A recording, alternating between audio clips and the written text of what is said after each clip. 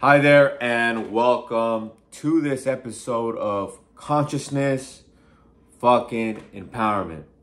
Here we talk about consciousness and the law of attraction and how to reach those fucking dreams. Let's get it. So we're gonna talk about Neville Goddard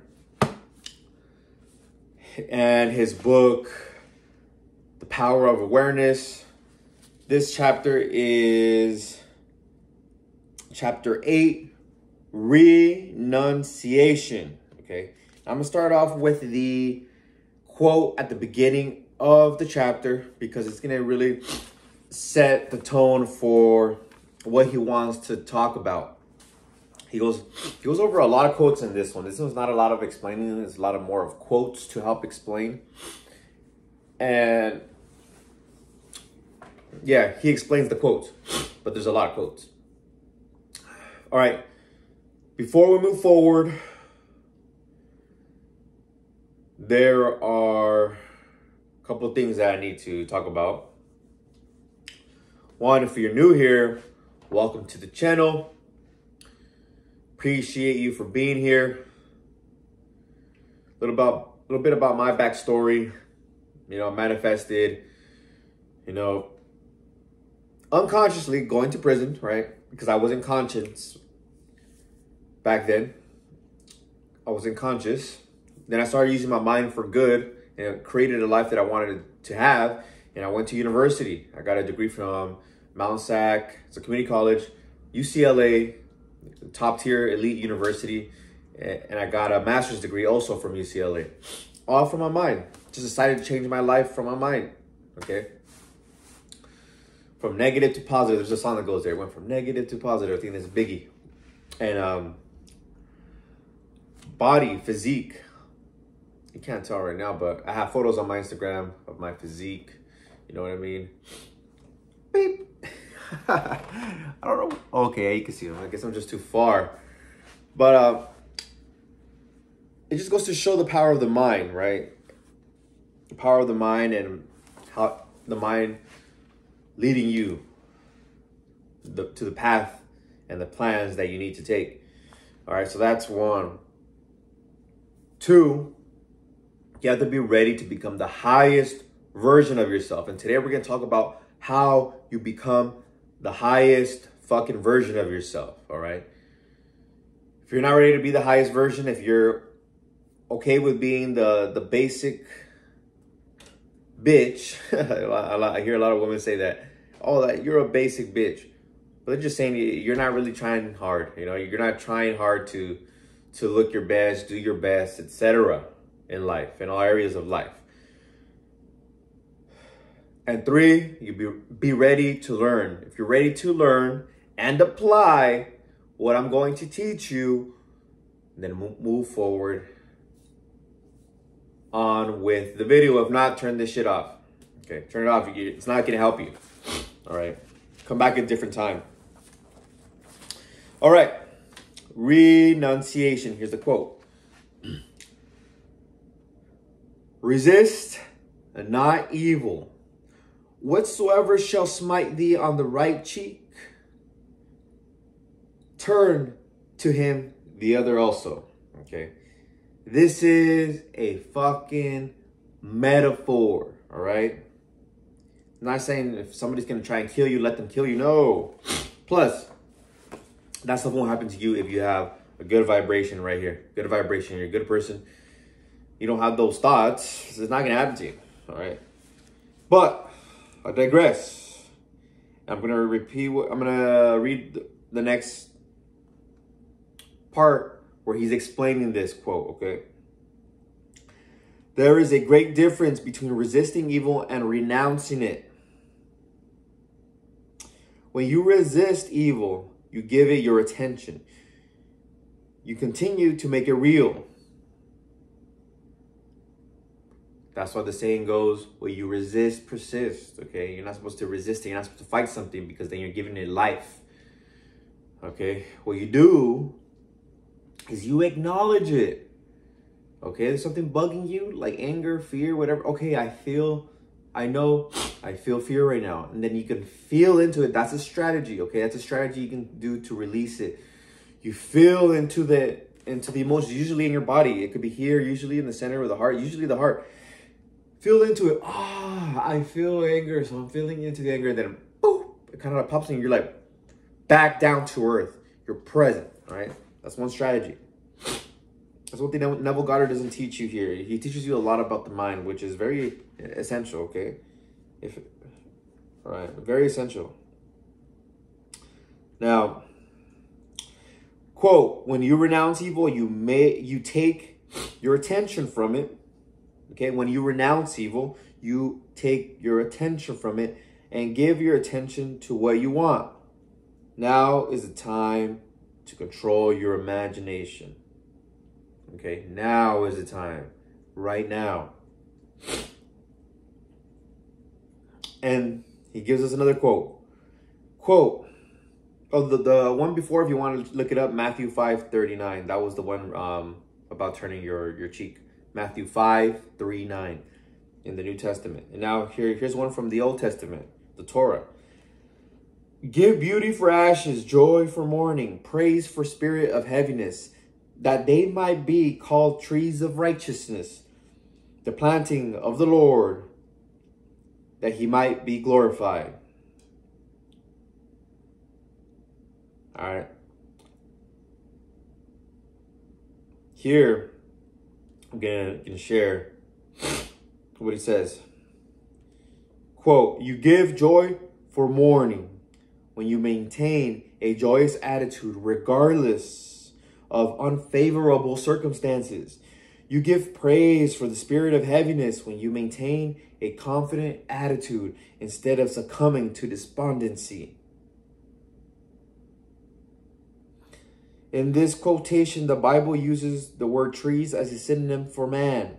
You become a tree of righteousness when the above mental states are a permanent part of consciousness. You are a planting of the Lord when all your thoughts are true thoughts. He is, I am, as described in chapter 1. I am is glorified when your highest concept of yourself is manifested. Okay. So let's dissect this a little bit. All right. All these states of beauty for ashes, joy for mourning, praise for spirit of heaviness, they're all your state of consciousness.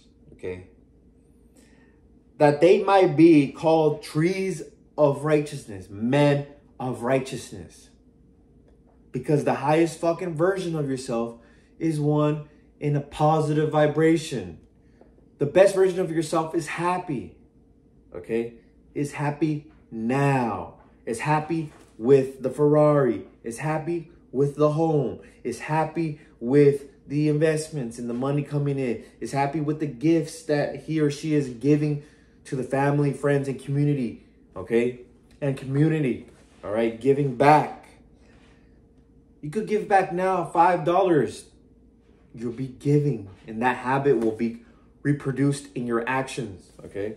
And you become that righteousness, okay? The man of righteousness, that tree of righteousness. He is I am, okay?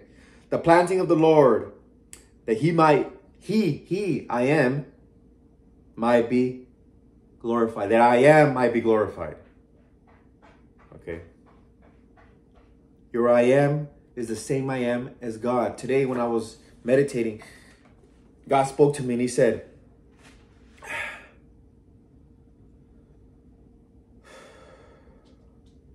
you and I are one. No one can get to the Father except through me. Me as I am. Consciousness is presence, is awareness. I am. I almost hear this every single day. I should write it down, right? But it was very profound, so I still remember it. And then the second thing he said, God said, was, between stimulus and response, you have a choice. You have a choice. Okay? You can choose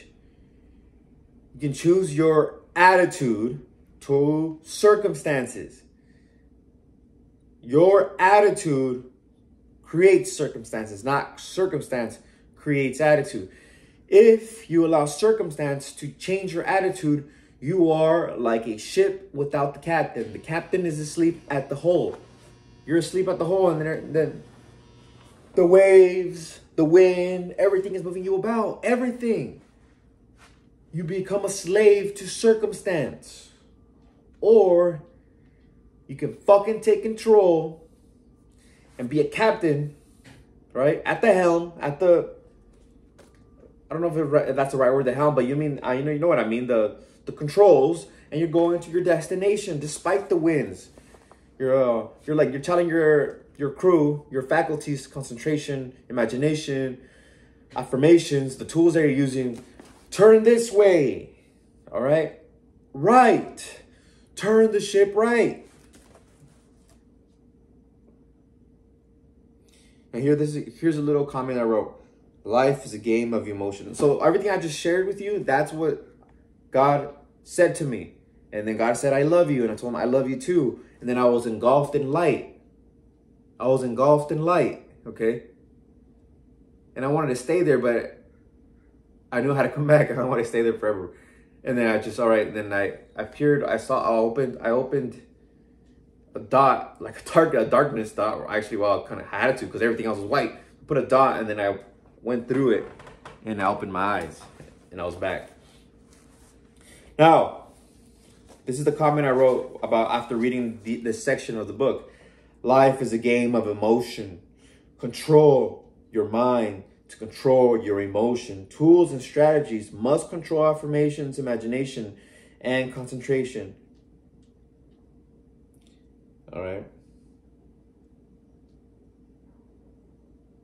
And then another kind of semi-thought. Understand I am.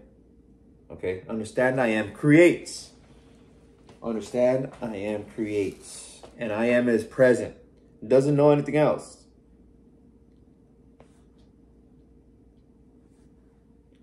All right. Understand I am creates. I must understand I am creates. I must understand I am creates. Or just I am creates, right?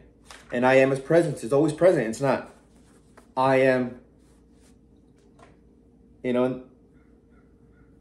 when you say I am, it's like you're present. Not I was, right? I am is present. Always present. I am rich. I am healthy. I am strong. I am fit. I am muscular. I am in loving relationships. I am grateful I am with a beautiful woman. Or I'm grateful I have multiple girlfriends. I'm grateful I am married. Whatever it is that you want. Because I am. I am statements. Or imaginations in the present. When you're in your imagination, you're in the present moment. You're using your imagination from the first person point of view, and you're moving about in your imagination and feeling it to be as true as nature. There's another one here about the vine. I'm going to share just the quote, and then I'm going to end this up. I'm going to wrap this up because I explained to you a little bit about how to create and, your mind. Control your mind. Control your emotions. And when you control your mind, you control your imagination and your concentration. Okay, imagination, concentration. If you have concentration, you can be and dwell in your imagination. If you don't, then you're not focused, okay? And it's going to be hard for you to manifest. So here's an exercise that I want you to practice every single day of your life, okay? Or for the meantime, until you find another tool that's going to help you with your concentration.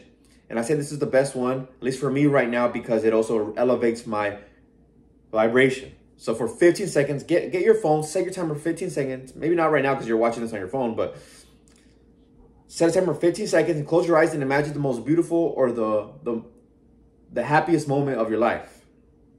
For me, one of them is my baby sister. So I imagine my baby sister. I'm in my apartment. I'm reliving this memory. I'm in my apartment. She's a baby. And then go up to her and I say, it's a big world. I start singing her song and she started dancing. She started dancing and I'm so happy. So happy when I remember that. So that's a gift. It's a gift she brought us, the most beautiful memory, you know, for us and our family, or at least for me. I can only speak for myself. So here is the quote. Behold this vine. I found it a wild tree, whose wanton strength has swollen into irregular twigs. But I pruned the plant, and it grew temperate in its vain expense of useless leaves, and nodded, as you see, into these clean, full clusters to repay the hand that wisely wounded it. That's from Robert Southey, Thabala the Destroyer. Okay. I don't know if that's a book or poem, but that's where it's from because he cites it.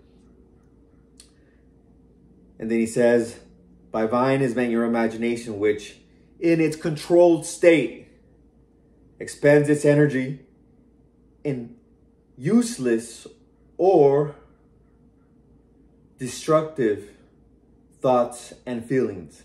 By vine is meant your imagination, which in its uncontrolled state expends its energy in useless or destructive thoughts and feelings.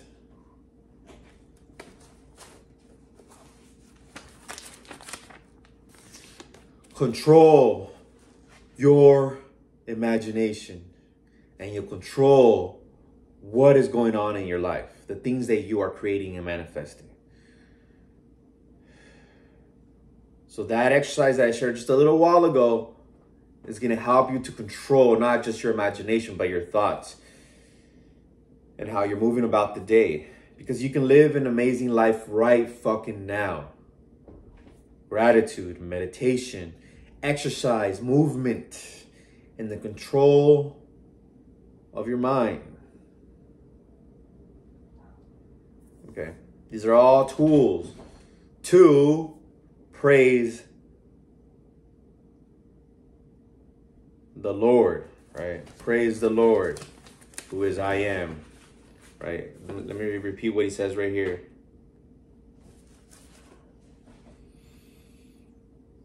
The planting of the Lord that he might be glorified. Yep. The Lord is I am. All right. So that you may glorify who you truly are. Your I am, you know, and get what you truly want, what you truly desire in the physical. You could have everything you want right now in your imagination. When you hold it and it becomes a subconscious program, it'll manifest. That way you can glorify the Lord. I am. Okay, glorify I am. You and God are one. The same I am that created the universe is you. Okay, that I am.